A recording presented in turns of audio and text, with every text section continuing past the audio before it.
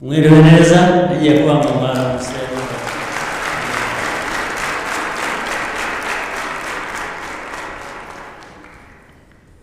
reka mpere ku banza gushimira mwebwe ubwanyu urubyiruko rw'u Rwanda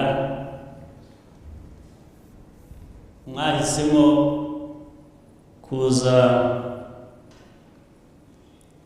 mu itorero, mwari mu itorero nk'uko byasobanutse. Itorero riganisha ku nyongera y'uburere. Iyo bavuga Abanyarwanda ngira ngo bavuga neza uburezi bikagenda bikaba amashuri abantu bajyamo bakiga bakamenya gusoma, kwandika, imibare, za sayansi n'ibindi. Bavuga ko ari uburezi.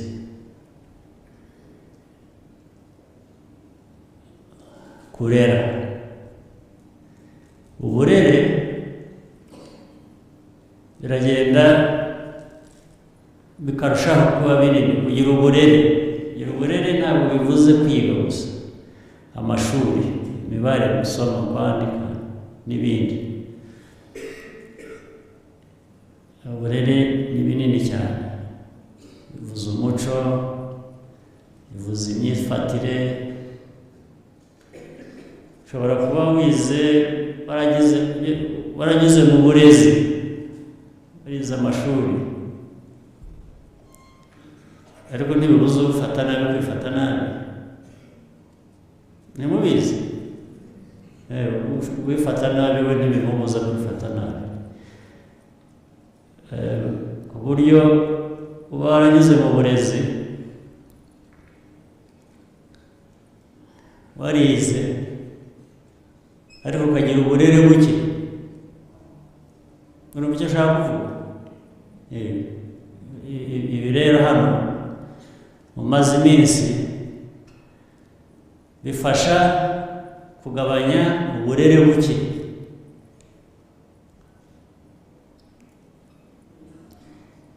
Ariko rero mbere yo gukomeza gusobanura, nahereye mbashimira ko mwahisemo kuza muri iri torero, n'ababyeyi banyu n'abavandimwe bicaye hano. Nagira ngo mbashimire ko babateye imbaraga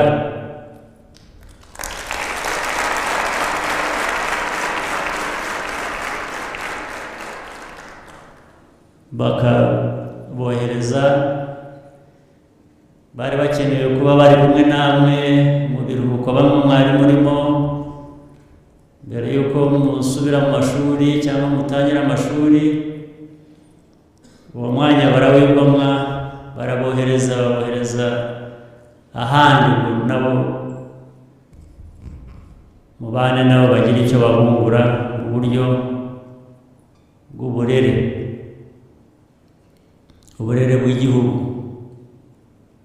Ni igihugu kiba kera, ntabwo biba bikiri umubyeyi gusa ku giti cye. Nabo nagira ngo rero mbashimire.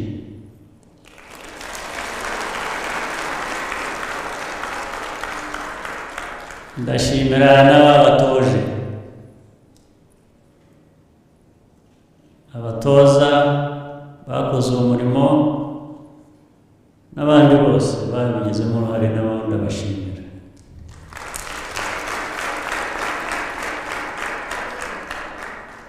Hari ijambo ryakoreshejwe kare bavuga ikigwari, ubugwari.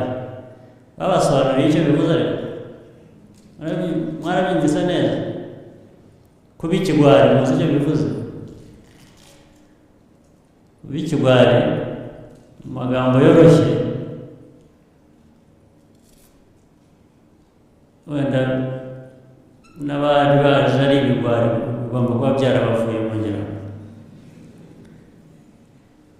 Abaje bagombye kubasunika ubwo bati jya mwitorera aho abandi bagiye ukanga bagasunika gatera intambwe umwe ntushake kuhava wagera ukagenda ugana aho bagomba kujya nyine. Ubwo rero icyo bivuze iyo bavuze ngo gutabara bababuye nabyo icyo bivuze gutabara, kwitabira ibikorwa byubaka biramira ubuzima cyangwa se biha abantu ubuzima bwiza. Yavuze rero ngo tabara ikigwari, iyo cyumvise tabara arabaza umutima ugasimbuka akagira ubwoba. Igikurikiraho bakongera batari kugira vuba tabara, ikigwari kigatangira gutekereza igituma kitari gutabara, gashaka impamvu, tangira kuvuga ko umutwe umurya, umutwe uramurya, ntabwo ari bushobore. Akomeza atari ko no mu nda naho harandya, ntabwo hameze neza, sinaraye nsinziriye, none mwe murambwira kujya he? Nicyo kigwari, kuba ikigwari nicyo bivuze. Mugenzi wanyu ubahagarariye rero yavuze ko mutazaba ikigwari, mutazaba ibigwari. Nibyo, ntimukaribwe mu nda gutabara bigeze, cyangwa utanye gutaka umutwe gutabara bigeze gukora igikorwa gifite akamaro kigeze aho kigomba gukorwa. Nta gushaka impamvu yatuma utajya kugikora, gushakisha impamvu iyo ari yo yose ahubwo yatuma ujya kugikora. Niba hari impamvu noneho ikomeye ibikunanije, ibyo birumvikana, ariko si wowe ushakisha impamvu ihari yigaragaza, ntabwo uyishakisha.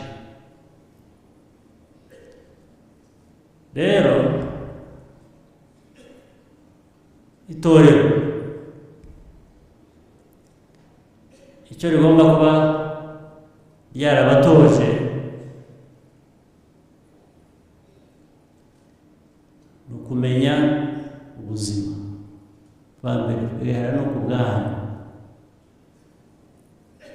Ikibuha agaciro ni iki? Ubuzima bwawe ku giti cyawe, ikiguha agaciro ni iki? Ni byinshi, ibintu ni byinshi, ariko bigera aho bihera ku cyo wowe ushaka, wumva uvuga uti yewe nk'umuntu, nk'undi uwo ari we wese, undi muntu uwo ari we wese, njye numva nshaka kuba iki. Ndetse iyo ubitekereza, ugutekereza n'icyo undi ashobora kuba ashaka, rero guturuka ubundi abantu baba gushaka iki. Urugero, ashaka kwiga, ugire ubumenyi, koreshe ubwenge Imana yaguhaye, umenye, ugire ubumenyi.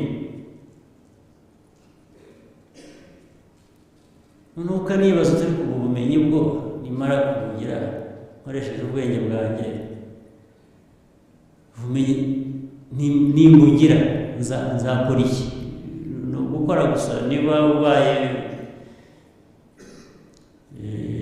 engineer, niba ubaye umuganga, niba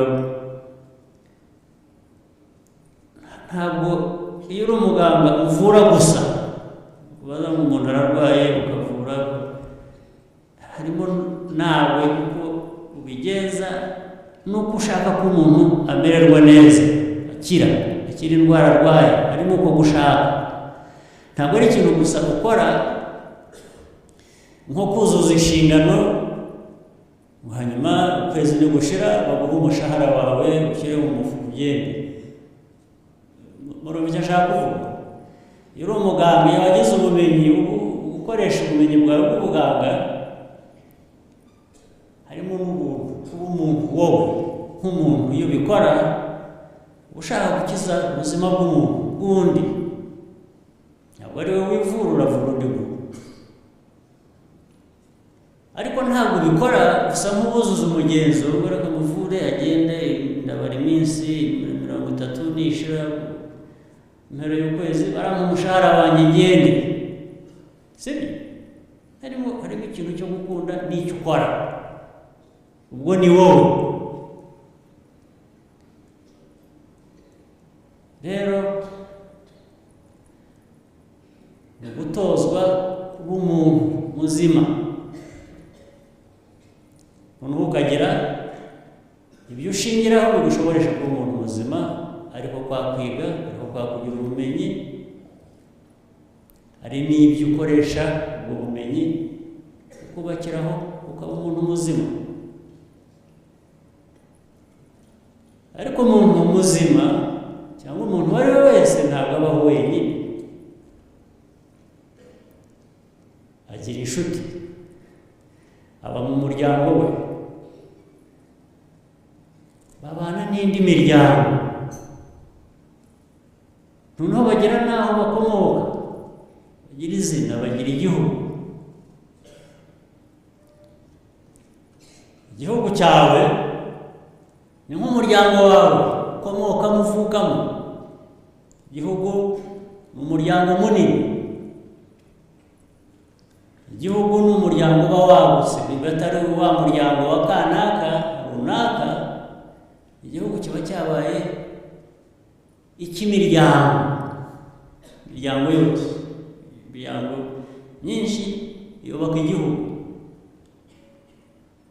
Igihugu kikaba umuryango wa buri wese.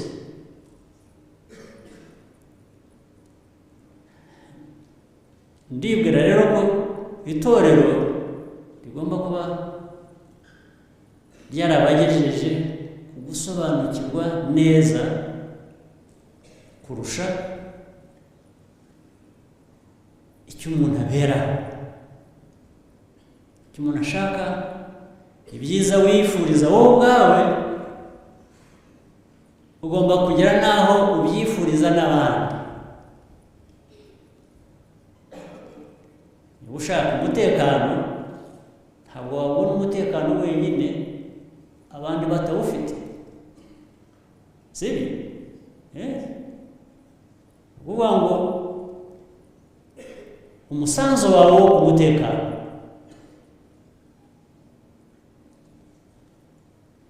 uhura n'undi musanzu w'abandi kugira ngo mwese mubone umutekano, birahuzwa, bijya hamwe.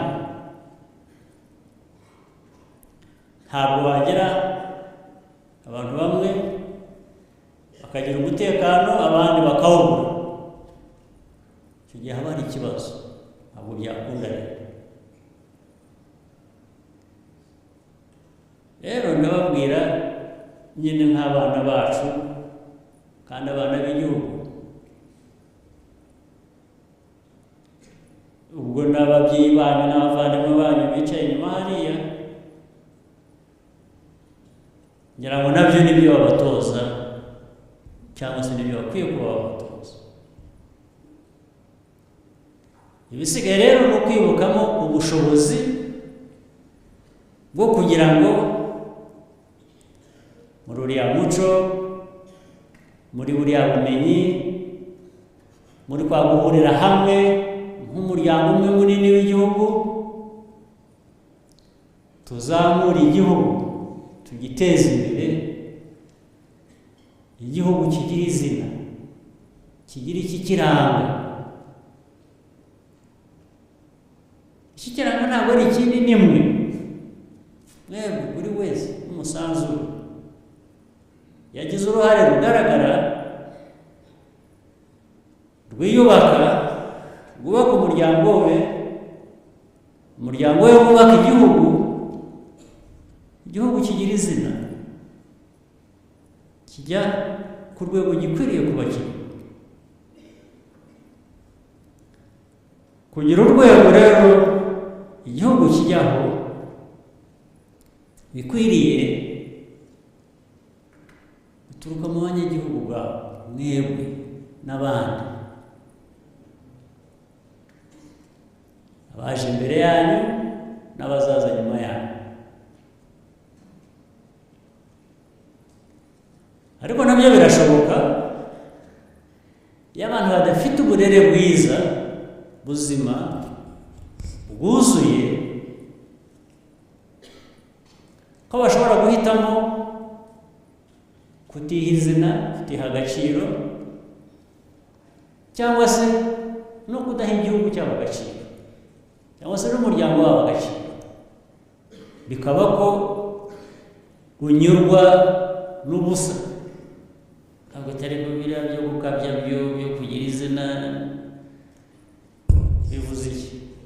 Kuki kugira izina wabyita gukabya? Ni uko utabishoboye se kwiha izina? Hari utabishoboye, ariko ibyo bishobora guterwa n'izindi mpamvu. Izindi mpamvu ni uburere buke.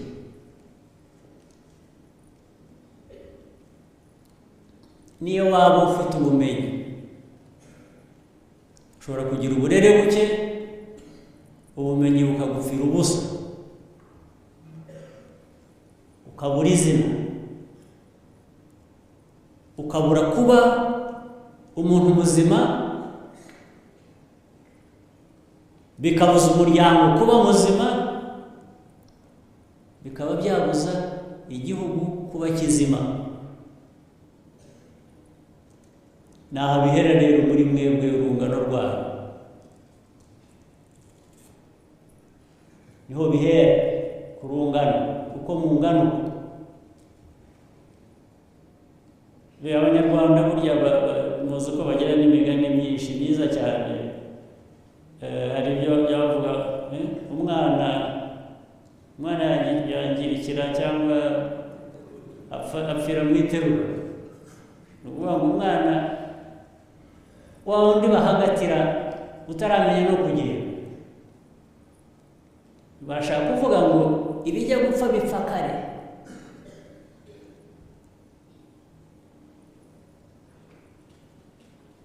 Ibigiye gupfa bigiye guhera kuri jye uko ngana uku, buriya biba byaratangiye kera. Ntabwo ari imico igiye kwica ibintu mba nize ngana ni buriya munyarwanda bavuga ngo mujye mureba abana bakiri bato uko bakura, uko mubarera, uko bifata. Ibyo bazakora bakuze naho bizahera biba byiza cyangwa biba bibi. Ubu rero dufite amahirwe, mwebwe muri hano. Ubu navuga ko muracyari mu iterura, muracyari mu iterura.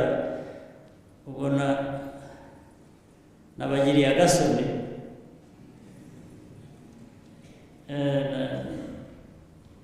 kugira ngo nanjye mbatera imbaraga, mvuge ngo ntimurangirika.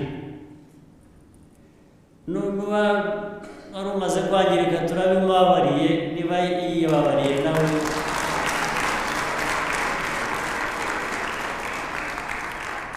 ariko nimwe mubanza kwiheraho mukibabarira. Nabyo nkubabariye utibabariye tutabishaka hari aho twagera aho twagera n'uwaba yarafite aho yahungabanye, it's not too late. Ntabwo igihe kirashira, ubu iki gihe aha niho umuntu ashobora kwigororera cyangwa kugororwa. Umuntu akamugorora, niba yaragiye guta umurongo akagaruka ku murongo, noneho icyo gihe rero iri torero byinshi mwumva, byinshi mukora, byinshi mubwirwa, bijye muri uko kugarura umuntu ku murongo. Umuntu ku giti cye ahera akoresha ibyo bimworohere kuba yasubira ku murongo wo kwiyubaka, wo kubaka umuryango we no kubaka igihugu. Sibyo? Murabyumvikana aho ngaho. Rero ari ubugwari, ari uwaba yarasitaye ahantu akangirika, ubugira ngo turabisiga hano ntitujya kuva hano. Sibyo? Aha ngaha muri mu itorero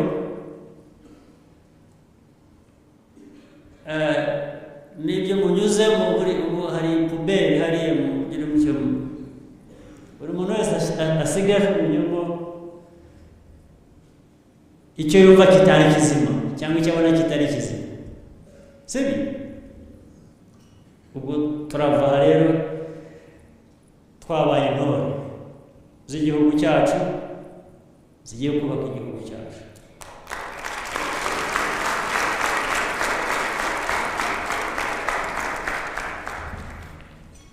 Ariko kubera ko umuntu aba ari umuntu, abantu bose ni abantu bagira intege nke. Niyo waba wiyamuye ibyo bindi ukamenya hariya hari ubwo hari bigenda hakaza ibindi cyangwa irebera. Icyo nshaka kugeraho ni ukubabwira ngo ibi munyuzemo, iri torero, ibyumweru 2 gusa byari umusogongero, byari kubasogongera. Gusogongera murabizi, ariko sinshaka kumuzamo inzoga kugira ngo mumenye. Gusogongera is to test something. Ubu mwabyumvise gusogongera? Abantu banywa inzoga bashaka ko mubijya mu byo. Iyo bashaka kugira ngo bumve ko inzoga ari nziza, asomaho, umuhaho agasoma gakeya, ntabwo gutomera ngo imaremo, ntabwo ari gusogongera ibyo bikoze. Rero hano ni ukubasogongeza.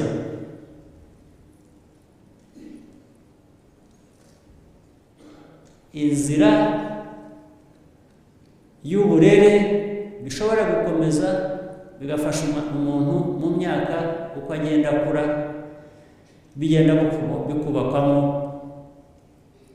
ibyangombwa n'amazina.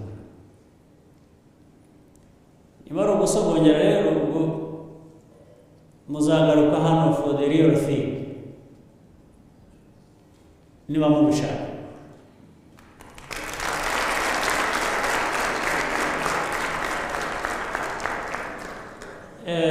Icyo navugaga ni iki, ubu burere, itorero yabaye ku nshuro nyinshi, akenshi nahoze nganira n'abayobozi b'ingabo hariya, gusubira no mu mateka, ariko tuvuga noneho nuko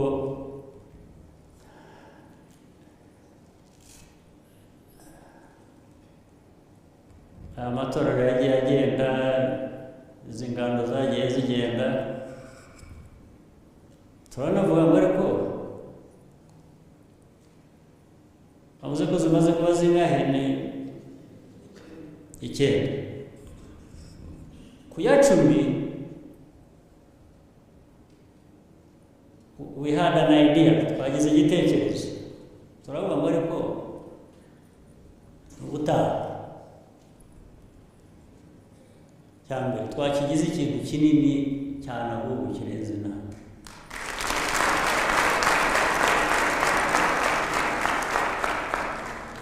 tukagira kinini ku buryo bumeze gutya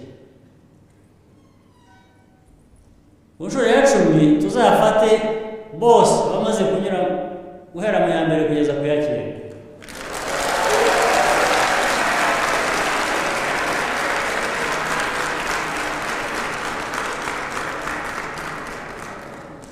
tubashyire hamwe tubazamure ku rundi rwego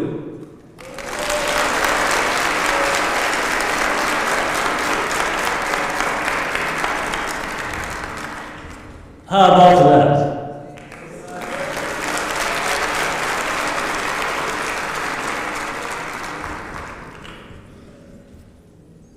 biroroshye ibindi ni management yabyo biroroshye uvuga ngo nujya kubashyiramo bose harimo kandi harimo ushobora kuzanamo n'abashya ntabwo abashya tuzabuza kwinjiramo icyo bivuze n'iki ni ibintu bibiri ushobora kubagabanyamo ibyo ariko ni uburyo babikora bahugura ni uburyo bwa management bashyira mu byiciro bitandukanye ndetse ukabashyira ushobora no kubashyira no mu byiciro by'imyaka umushya waje w'imyaka 18 ukamuvanga n'abandi ukageza wenda nko kuri 20 ufite imyaka 24 n'imyaka 24 na 18 bashobora kugendana neza mu nzira noneho kongera ugafata 24 kugeza nko kuri 30 ubwo 30 ndabaramo abavuyemo bagenda bayigana kugira ngo bazashobore kuzamo n'amahoro nabo kongera ukabaha ariko bose bakabikorera hamwe nanone bizanyemo abiga hanze abana bacu baba hanze cyangwa abiga hanze n'abandi baba mu gihugu iteka tugenda duhuza abantu niba mubyemeye rero nimubyemeye ariko niba mutanabyemeye n'ubu nzabakurikirana mbakonvensi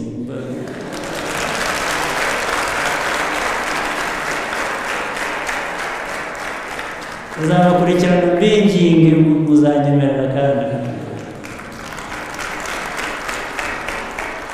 ndumva aribyo tugiye kuzakurikizaho bitegurwe neza ndetse babakoreshe bya bindi mukunda cyane kurusha ibindi ubwo ndibwira ko mwamenye ibyo ari byo navugaga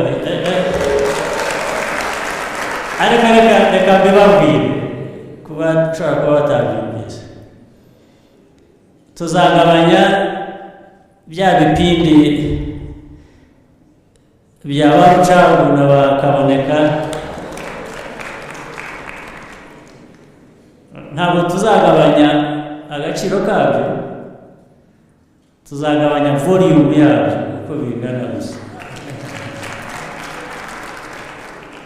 hanyuma tuzamure the real thing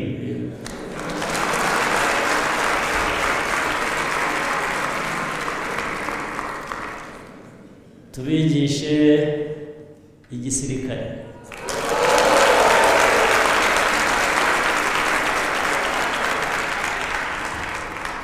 kandi bitabavunnye hari abantu bigura ko training ya gisirikare ivunanye ubu twayiboneye uburyo itavunana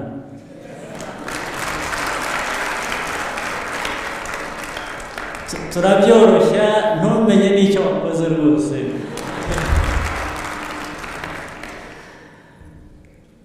ugasanga uzi ibintu byose, uzi kumasha murabizi, aha, no kumenya imbunda z'ubwoko bwose,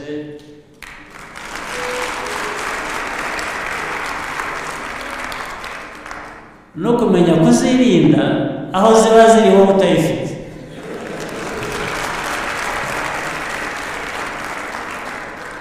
cyane cyane namwe musigaye muba hanze, tubagirira impungenge ubwo dusigaye tubona birirwa barasaba abantu mu mihanda, murabibona. we ni kugira ngo umuntu amenye uko yakwifata rimwe na rimwe, ibintu nk'ibyo nibyo. ubwo rero ariko ndabona bitazantwara igihe kinini ngerageza kumwumvisha ko ari ngombwa. ubwo ndabona muzizana ntawe basubiza.